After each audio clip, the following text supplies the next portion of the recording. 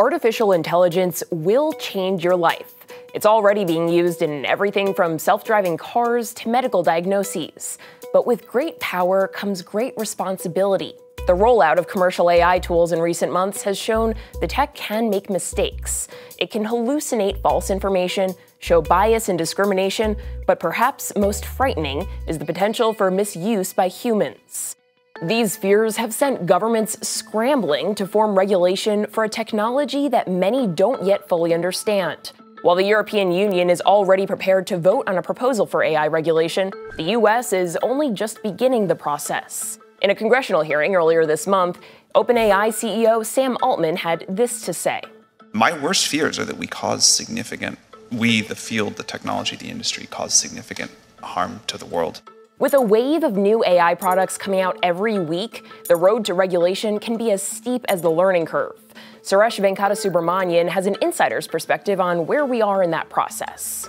I just came off a stint at the Biden administration, working in the White House Office of Science and Technology Policy, where I was one of the people who helped develop the blueprint for an AI Bill of Rights. The blueprint for an AI Bill of Rights is a set of principles guiding the development and use of AI. Published in October of last year, it calls for safe and effective automation, protections against discrimination, data privacy, transparency, and human alternatives. You think of it in terms of we should be regulating businesses, entities that do things that impact people, because the government is the keeper of the public interest. The blueprint for an AI Bill of Rights is not legally binding, but it provides examples of the risks Americans face without effective protection.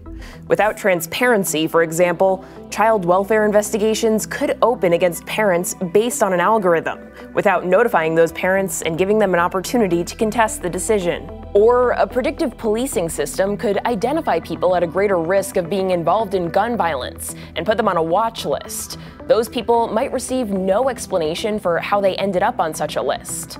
Changing the culture by itself is a slow process and needs some incentives. Legislation provides such an incentive. Legislation by itself without a change in culture means that you're relying very heavily on enforcement. And that can be difficult also, given the scope and breadth of AI. So I think you need all of them.